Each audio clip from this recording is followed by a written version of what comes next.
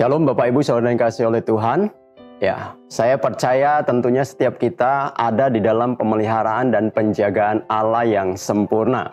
Bapak Ibu Saudara yang dikasih oleh Tuhan, kita akan melanjutkan seri pembelajaran kita tentang bagaimana kita hidup di dalam budaya kerajaan Allah yang terambil dari kitab Matius pasalnya yang ke-5, 6, dan yang ke-7. Hari ini saya akan membahas tentang gaya hidup kerajaan dalam komunitas yang terambil di dalam kitab Matius pasalnya yang ke-7 Sebab apa? Kita sudah belajar beberapa waktu yang lalu dari Matius pasal yang ke-5 yang berbicara tentang hati yang benar atau perubahan hati. Kemudian juga kita belajar tentang bagaimana penyembahan yang benar yang terambil di dalam kitab Matius pasalnya yang ke-6.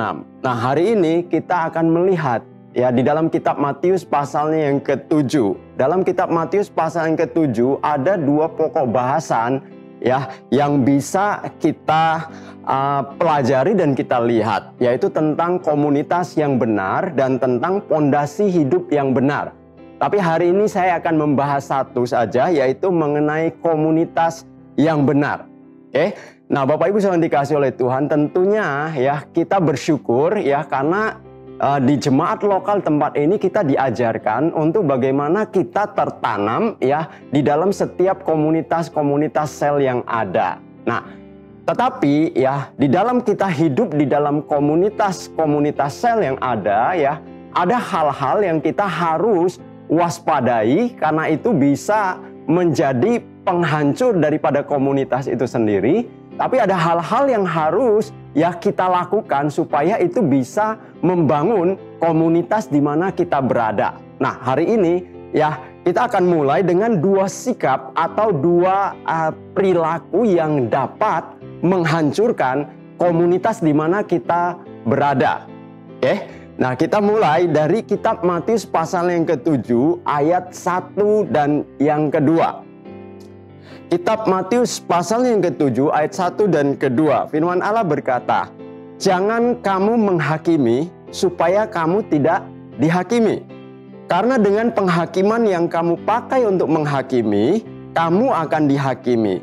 Dan ukuran yang kamu pakai untuk mengukur akan diukurkan kepadamu." Nah, Bapak Ibu yang dikasih oleh Tuhan, dua sikap yang dapat menghancurkan komunitas. Yang pertama itu adalah sikap yang suka menghakimi. Firman Allah berkata, jangan kamu menghakimi supaya kamu tidak dihakimi. Nah, Bapak Ibu yang dikasih oleh Tuhan, apa sih definisi atau arti dari kata menghakimi itu? Dari Kamus Besar Bahasa Indonesia, menghakimi itu artinya adalah bisa mengadili atau berlaku sebagai hakim terhadap apa? Terhadap orang-orang atau terhadap saudara yang sedang kita hakimi. Jadi berlaku sebagai hakim terhadap mereka. Tapi kalau saya ambil arti bebasnya di dalam konteks kita sebagai gereja, orang yang menghakimi itu adalah berdiri di pihak Tuhan dan merasa dia yang paling benar. Akar dari setiap perpecahan yang terjadi, apakah itu di dalam keluarga, apakah itu di dalam hubungan, bahkan itu di dalam gereja, biasanya dimulai dari sikap menghakimi. Ketika ada sikap menghakimi, berdiri sebagai orang yang merasa paling benar, lalu mulai menunjuk-nunjuk, mulai melakukan penghakiman terhadap orang-orang yang ada di sekitarnya, maka itu akan menjadi problem, menjadi masalah yang akan menghancurkan, bahkan akan merusak sebuah komunitas. Bapak Ibu yang dikasih oleh Tuhan, menurut ayat yang kedua dari kitab Matius 7 dikatakan apa tadi? Karena dengan penghakiman yang kamu pakai untuk menghakimi, kamu akan dihakimi. Dan ukuran yang kamu pakai untuk mengukur akan diukurkan kepadamu. Nah, Bapak Ibu Saudara dikasih oleh Tuhan, kita harus hati-hati ya. Karena apa? Ya, apa yang kita lakukan, penghakiman yang kita berikan kepada orang lain ya, maka hal yang sama itu juga akan diberikan kepada kita ya. Ketika kita menghakimi seseorang, maka penghakiman yang sama itu ya juga akan ditujukan kepada kita ya. Kadang masalahnya adalah kita tahu atau kita tidak tahu ya, dan ini berlaku untuk siapapun. Ini saya sebut sebagai hukum TikTok ya, bukan TikTok ya saudara ya. Kalau TikTok itu biasanya yang ada di ya sosmed yang biasa disukai ibu-ibu. Saya nggak tahu bapak-bapak ada yang suka atau tidak, tapi biasanya jarang kalau bapak-bapak main TikTok. Ada sih beberapa ya kan, tapi biasanya ibu-ibu, anak-anak muda. Nah, tapi yang proses menghakimi ini adalah hukum TikTok ya kan. Jadi ketika saya menghakimi seseorang, maka penghakiman yang sama akan diberikan kepada saya. Ketika saya mengukurkan ya perilaku seseorang kepada kehidupan seseorang, maka ukuran yang sama itu akan diukurkan juga kepadaku ya. Lah jangan dikira wah sebagai hamba Tuhan, sebagai pendeta ya, penatua ya, kau menghakimi oh pasti ya dia nggak bakalan dihakimi. Enggak ya. Mungkin di depan saya enggak, tapi di belakang saya wow banyak yang diceritain ya kan. Karena apa? Ketika saya melakukan hal yang sama, Alkitab berkata, ya ketika engkau menghakimi, maka ya kamu juga akan dihakimi. Oke? Nah, jadi Bapak Ibu, saudara yang kasih Tuhan, kita bisa bayangkan di dalam sebuah komunitas, ya komsel, kalau ada satu orang yang menghakimi, lalu ya karena hukumnya, kalau kau menghakimi, maka penghakiman saya juga akan diberikan padamu. Maka yang lain juga akan menghakimi. Jadi akhirnya apa? Komunitas itu saling menghakimi. Bisa dibayangkan apakah akan ada damai sejahtera ketika kita tinggal di dalam satu komunitas ya, di mana anggota-anggotanya atau orang-orang yang ada di dalamnya ya selalu saling menghakimi, menceritakan apakah membahas keburukan-keburukan atau kelemahan-kelemahan anggota yang lainnya.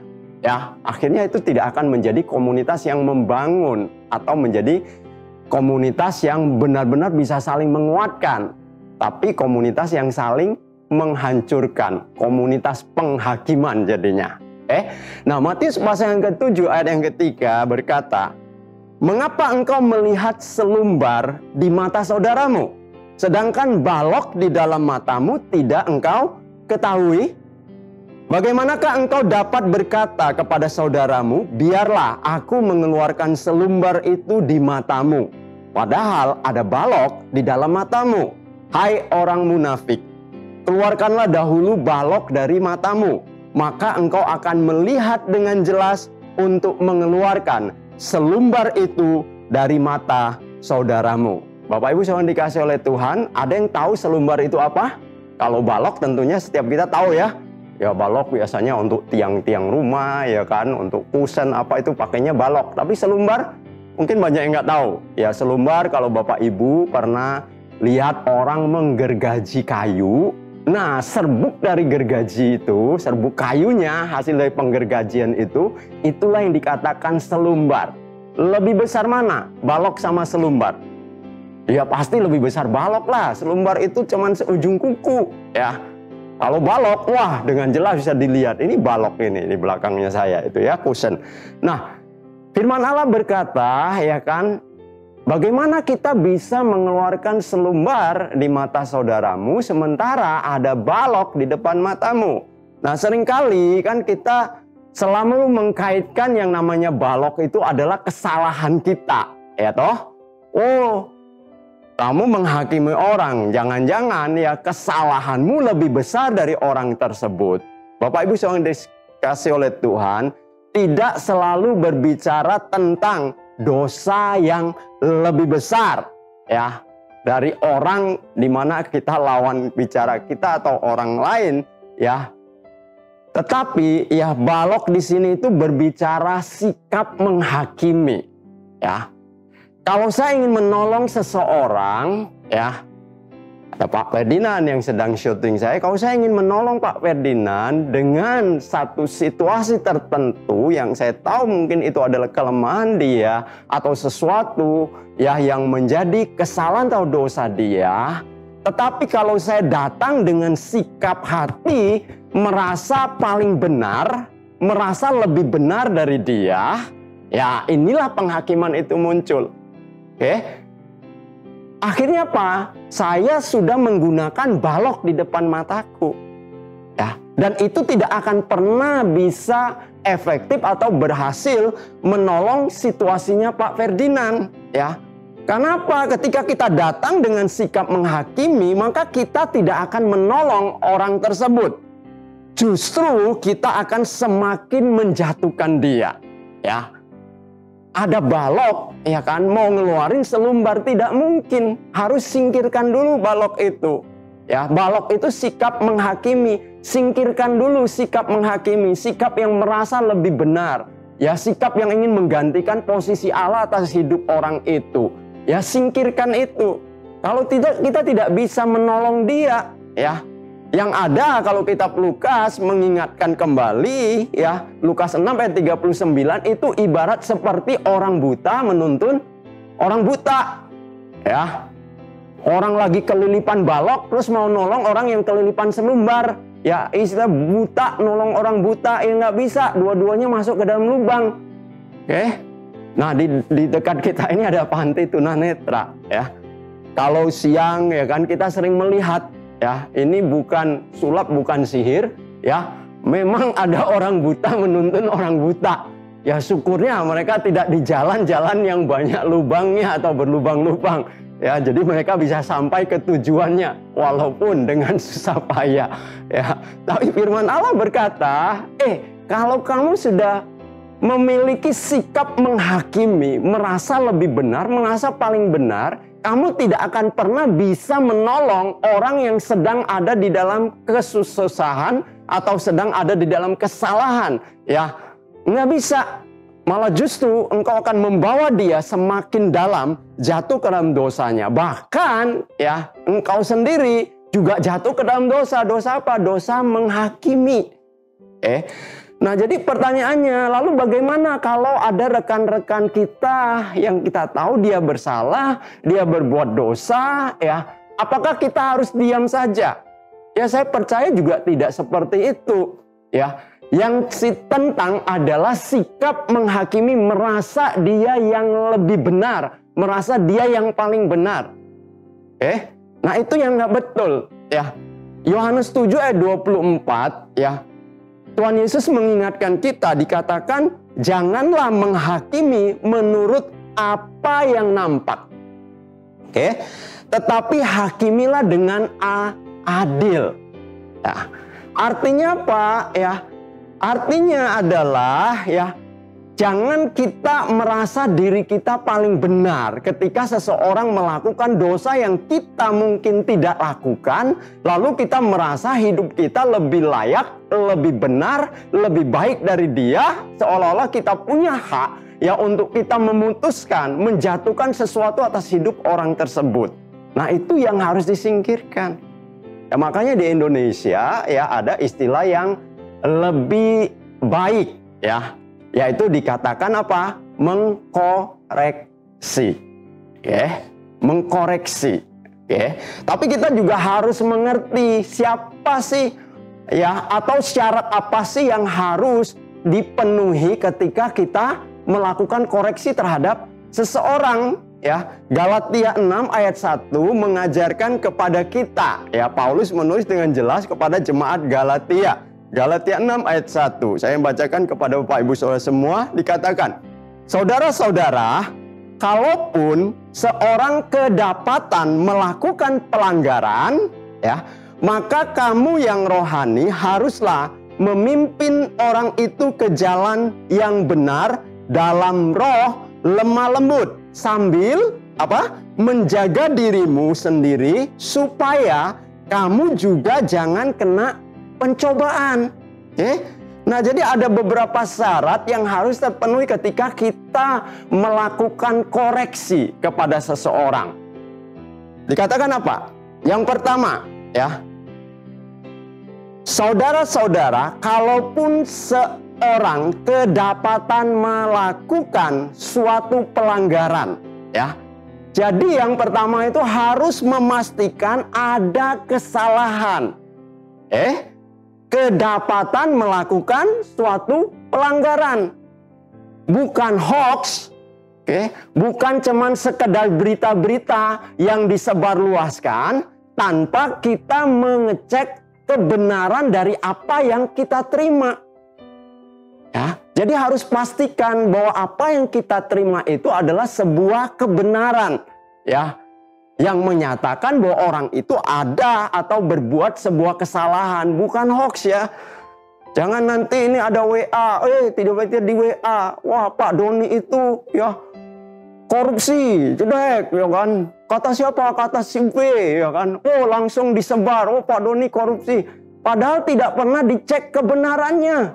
Ya, akhirnya itu menjadi gosip, akhirnya menjadi penghakiman, bukan koreksi. Jadi harus dicek dulu kebenarannya Bapak Ibu. Ya, ini yang suka terima berita-berita ya.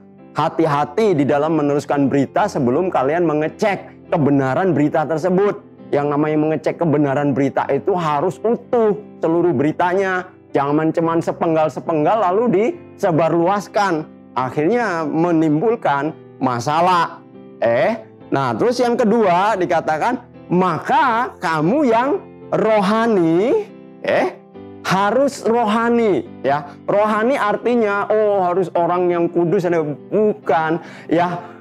Kamu yang rohani adalah ketika kamu menghadapi, ya, atau ketika kamu ingin memberi koreksi, bukan berdasarkan kedagingannya kamu, pelampiasan emosi kamu, pelampiasan ketidakpuasan kamu, kekecewaan kamu, bukan, ya. Tapi harus dengan benar-benar ya dipimpin oleh Roh Kudus itu sendiri. Dengan apa? Dengan kasih, ya, bukan dengan sikap melampiaskan ya apa yang menjadi kedagingannya kita, hal yang rohani.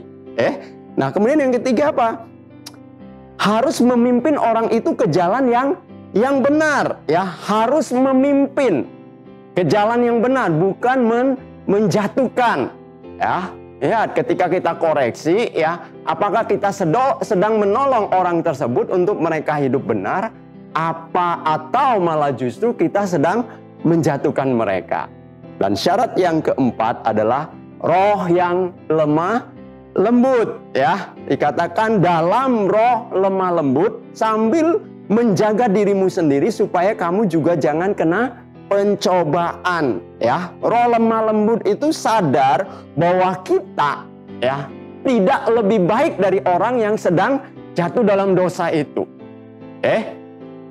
Roh lemah lembut itu sadar, ya, bahwa bisa jadi kita punya kemungkinan melakukan dosa yang sama.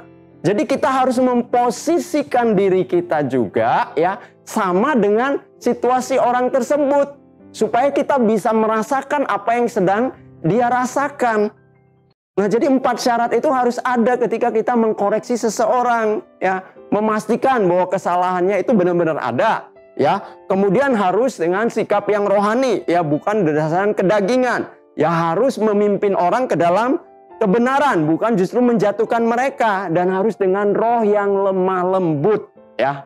Sadar bahwa kita juga tidak lebih baik dari orang tersebut. Nah Bapak Ibu yang dikasih oleh Tuhan, dan di dalam kita mengkoreksi, ya, Paulus juga mengingatkan kita, ya, itu harus kepada apa? Ya, orang-orang yang ada di lingkungan jemaat atau orang percaya, bukan orang yang di luar jemaat. Karena yang di luar itu tidak mengerti kebenaran seperti yang kita dapatkan. Jadi kita tidak punya hak. 1 Korintus 5 ayat 12-13 dikatakan, sebab dengan wewenang apakah aku menghakimi mereka yang berada di luar jemaat. Jelas sekali tulis. Ya, mereka yang di luar jemaat, saya punya wewenang apa? Kita punya wewenang apa? Enggak ada. Bukankah kamu hanya menghakimi mereka yang berada di dalam jemaat? ayat 13-nya, mereka yang berada di luar jemaat akan dihakimi oleh siapa? Allah. Jadi itu bukan hak kita untuk menghakimi atau mengkoreksi ya orang-orang yang ada di luar jemaat. Kaitannya dengan hal-hal yang rohani. Karena berbeda. Ya, kalau kita coba menerapkan hal-hal yang rohani kepada orang-orang yang di luar jemaat, sementara mereka tidak mengerti prinsip-prinsip rohani ya di dalam apa yang ditulis dalam firman kita, rasanya kita sedang melakukan ya kekeliruan, kesalahan. Ya, makanya Paulus mengingatkan jangan kita menghakimi atau psikolis, jangan kita mengkoreksi ya orang-orang di luar jemaat itu wewenangmu apa? Nggak ada. Ya biarlah Tuhan yang menghakimi mereka. Jadi Bapak Ibu yang dikasih oleh Tuhan, ya kalau kita suka mengprotes, mengkomplain, bahkan menghakimi orang di luar jemaat, ya bertobat hari ini. Ya koreksi hanya diberikan pada orang-orang yang ada di dalam jemaat. Itu yang pertama, sikap yang suka menghakimi, yaitu bisa menghancurkan jemaat. Hal yang kedua yaitu sikap yang suka memaksakan sesuatu. Ayatnya di mana? Matius 7 ayatnya yang ke-6. Ya. Jangan kamu memberikan barang yang kudus kepada anjing, dan jangan kamu melemparkan mutiaramu kepada babi, supaya jangan diinjak-injaknya dengan kakinya, lalu ia berbalik mengoyak kamu. Bapak Ibu saudara dikasih oleh Tuhan, ya. Kok Tuhan Yesus kasar sekali sih bilangnya anjing dan babi, ya. Ya, yang jelas ini kan ilustrasi, gambaran. Ini bukan sedang menyatakan orang-orang yang tidak mau berubah itu maaf, anjing dan babi, bukan. Ya, ini ilustrasi. Ya. Mutiara dan barang-barang yang kudus itu berbicara tentang apa? Ya, Bapak Ibu yang dikasihi Tuhan, mutiara ya dan barang-barang yang baik, barang-barang yang kudus itu berbicara tentang solusi-solusi yang hebat atau kebenaran-kebenaran atau hikmat-hikmat yang kita dapat ya dari Allah tentunya. Jangan kita memaksakan ini ya kepada orang-orang yang belum siap ya, atau orang-orang yang merasa dia tidak butuh. Itu ibaratnya yang tadi ya. Kita melemparkan barang kudus kepada anjing. Anjing tidak mengerti barang kudus, diinjak-injaklah sama dia. Apalagi babi dikasih mutiara. Ya babi mana ngerti mutiara itu untuk apa. Ya. Tetapi coba kalau dikasih makan ya pasti dimakan. Ya karena yang dibutuhkan cuman makan. Ya babi dikasih lumpur dia main di dalam lumpur. Ya dikasih mutiara ya kagak jelas. Dia bilang ini biji-biji apaan nih. Ya digigit katos. Ya diinjak-injak aja lah. Nah, jadi jangan kita berpikir setiap hal-hal yang sudah Tuhan bukakan kepada kita atau Tuhan singkapkan yang kita pelajari dan itu berguna baik bagi kita atau baik bagi ya beberapa orang, belum tentu ya itu bisa diterima oleh orang-orang tertentu. Ya, makanya kalau mereka belum siap jangan dipaksakan. Ketika dipaksakan, ya bukan hanya ya dia akan menolak itu, ya babi tadi dikasih mutiara tadi, bukan hanya dia menolak itu, dia bahkan menginjak-injaknya dengan kakinya, ya. Yang lebih parah lagi dikatakan apa? Lalu dia berbalik mengoyak kamu, balik menyerang kamu karena dia belum siap menerima itu di dalam hidup dia. Akhirnya apa? Ya kalau di dalam komunitas terjadi hal seperti ini, ya rusaklah komunitas itu. Tidak ada kesatuan yang kebangun. Yang ada apa? Hancur. Ya. Nah, Bapak Ibu yang dikasih oleh Tuhan, ya oleh sebab itu kita harus hindarkan dua perkara tadi atau dua sikap tadi ya di tengah-tengah komunitas, yaitu sikap menghakimi dan sikap yang suka memaksakan sesuatu. Nah sekarang apa yang harus ada ya supaya kita bisa membangun ya komunitas kita. Matius 7 ayat yang ke-7 berkata, mintalah maka akan diberikan kepadamu. Carilah maka kamu akan mendapatkan. Ketoklah maka pintu akan dibukakan bagimu. Bapak Ibu yang dikasih oleh Tuhan, biasanya orang selalu mengaitkan ayat ini adalah berbicara tentang kita berdoa. sama Tuhan Yesus. Padahal konteks dari yang kita baca, ya kan, itu berbicara tentang hubungan orang-orang yang ada di dalam komunitas itu, saudara yang satu dengan yang lainnya, ya. Nah, jadi ketika kita menemukan seseorang, ya, atau apapun di dalam komunitas kita, ya, dari kehidupan orang-orang yang ada di dalamnya, ya, bukan kita menghakimi mereka, ya, bukan kita memaksakan apa yang menjadi kehendaknya kita, keinginannya kita, ya, tetapi kita harus meminta kepada dia. Ya. Minta apa? Ya, minta tolong, boleh enggak kamu meninggalkan ini, misalnya kalau kita tahu ada kesalahan, ya. Minta tolong, boleh enggak kamu mulai merubah sikapmu yang begini. Ya, Bapak Ibu yang dikasihi oleh Tuhan, kalau kita meminta, berarti kita sedang memposisikan diri kita itu sejajar dengan orang tersebut. Ya, sejajar. Yang tadi, ya, kita merasa bahwa hal yang sama, ya, kita tidak lebih baik dari dia gitu loh. Ya, jadi kita memposisikan diri kita itu sama dengan dia. Tapi kalau memaksa, ya, kita menempatkan posisi kita itu lebih tinggi dari dia. Ya, kalau memaksa itu berarti kita perintah. Dia harus begini, dia harus begitu. Ya, tapi kalau meminta itu sejajar. Ya, kita memohon. Ya, mohon untuk apa? Untuk dia seperti ini, untuk dia seperti itu. Ya, lihat di dalam Alkitab atau firman Allah kalau kita baca itu lebih banyak berbicara tentang meminta, bukan memerintah ketika kita dengan Allah kita. Nah, Bapak Ibu pasti punya, ada beberapa orang bukan punya, mungkin ada yang tidak punya. Punya apa? Punya anjing. Ya, yang suka miara anjing. Saya punya 2 ekor anjing di rumah. Setiap kali saya makan, ya, dia selalu akan berdiri di sebelah kiri dan sebelah kanan saya. Ya, 2 ekor. Ya, dan dia selalu menunjukkan muka yang memelas. Kadang salah satu akan mengangkat kakinya, karena anjing kan tidak punya tangan, ya. Dia angkat kakinya, dia taruh kakinya, ya, di kaki saya, di lutut saya, ya, dengan muka yang memelas, dengan harapan apa? Dia sedang meminta, ya, bagi dong, ya, makanannya, ya, dong. Nah, ketika saya lihat muka yang memelas, ya kan, ya, dengan kaki, ya, yang dicawal-cawal ke kaki saya, ya, lah saya berbelas kasihan kan, akhirnya, ya, kasihlah, ini kan juga bagian dari anggota keluarga, ya, kasih dia makan. Anjing anggota keluarga, ya, bagi kami anjing anggota keluarga. Ya, makanya kalau dia mati, saya tidak sebut mati, dia meninggal. Ya, no? Nah, dia meminta, dia memohon dengan muka yang memelas. Dia tidak bisa bicara kan, anjing tidak bisa bicara, ya kan. Coba kalau dia datang dengan berangasan, ya toh, ya, memaksa, oh, nggak bakalan saya kasih. Nah, jadi begitu jugalah ketika kita mengharapkan seseorang, ya, untuk dia meninggalkan dosa dia mungkin atau kesalahan dia mungkin, ya, kita harus meminta kepada dia, ya, memohon supaya dia berani untuk dia meninggalkan itu.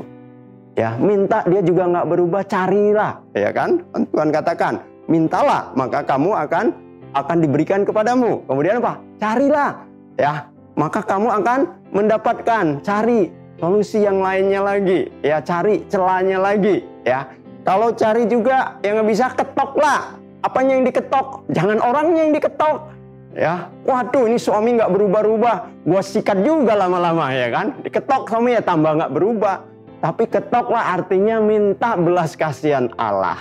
Ingat Bapak Ibu Saudara kasih oleh Tuhan, kita ini tidak bisa merubah siapapun. Jangan pernah kita berpikiran seperti kita sebagai seorang Superman yang bisa merubah kehidupan seseorang. Tidak bisa. Ya, hanya Tuhan yang bisa merubah seseorang. Karena Tuhan yang membentuk hati dan juga keputusan orang tersebut yang bisa merubah. Tentunya, ya, atas intervensinya Tuhan. Jadi kalau orang tersebut, ya kan, sudah diberitahu, dinasihati, ya toh, ya, sudah diminta tadi nggak mau, ya kan, mungkin cari solusi lain juga tidak mau, ya udahlah, ketoklah pintu surga, ya, minta Tuhan yang berurusan dengan orang tersebut. Supaya apa? Ya, supaya Tuhan bisa menciptakan situasi agar orang tersebut bisa berubah. Itu hal yang pertama. Hal yang kedua, ya, yang bisa membangun komunitas, ya, sikap ini harus ada. Matius 7 ayat yang ke-12. Segala sesuatu yang kamu kehendaki supaya orang perbuat kepada kamu, perbuatlah demikian juga kepada mereka. Itulah isi seluruh hukum Taurat dan kitab para nabi. Bapak Ibu yang dikasih oleh Tuhan, ya. Hal yang kedua adalah lakukanlah, ya, apa yang kita ingin orang lain perbuat kepada kita. Biasa kalau kita mengharapkan orang-orang untuk bisa terbuka kepada kita, PKS ingin orang-orang di komselnya, anggota-anggota komselnya untuk bisa sikap terbuka, ya kita harus mulai dulu dengan kita sendiri, ya harus berani terbuka. Ya. Supaya apa? Ayat ini tergenapi. Kita ingin orang lain terbuka, maka kita harus berani terbuka kepada mereka. Kalau kita tutup diri kita, ya jangan harap ya orang lain juga akan terbuka kepada kita. Susah. Saya beritahu kepada orang-orang yang ada di mentoring saya. Kalian boleh tanya apapun ya tentang kehidupan saya, tentang keluarga saya, ya hubungan saya suami dan istri, apapun ya. Saya akan buka, saya akan ceritakan. Tidak mesti malu. Oh, penatua malu dong ya, ngomongin kelemahan, kekurangan atau apapun ya. Itu kan sesuatu yang harus ditutupi, yang harus dirahasiakan. Saya katakan nggak bisa. Kalau kita mau orang-orang yang ada bersama-sama dengan kita bisa terbuka, ya kita harus berani terbuka. Supaya kita menggenapi apa yang dikatakan oleh kitab Matius 7 ayat 12 ini. Ya. Kita mau orang-orang itu bisa menghargai kita, ya kita harus bisa menghargai orang lain. Ya. Kalau kita tidak bisa menghargai, tidak bisa menghormati orang lain, ya hal yang sama ya akan kita dapatkan. Mungkin kita juga tidak akan dihargai dan tidak akan dihormati.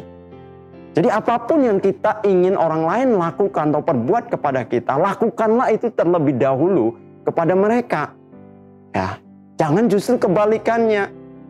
Jadi Bapak Ibu yang dikasih oleh Tuhan, makanya kita perlu ya di dalam sebuah komunitas itu untuk kita percaya kepada mereka, kepada orang-orang yang ada bersama dengan kita. Kalau kita ada di dalam kelompok-kelompok mentoring, ya kita harus percaya dan mempercayakan diri kita juga kepada mereka. Supaya apa? Supaya proses saling menjaga itu bisa terjadi. Ya, bukan cuman maaf ya kan mengumbar kelemahan-kelemahan yang ada, tapi bagaimana kita bisa membangun ini menjadi sebuah gaya hidup komunitas yang benar. Ya. Ada orang yang bersaksi ya. Bersaksi, bukan bersaksi sebenarnya dia bercerita karena dia ada di dalam bisnis MLM. Ya.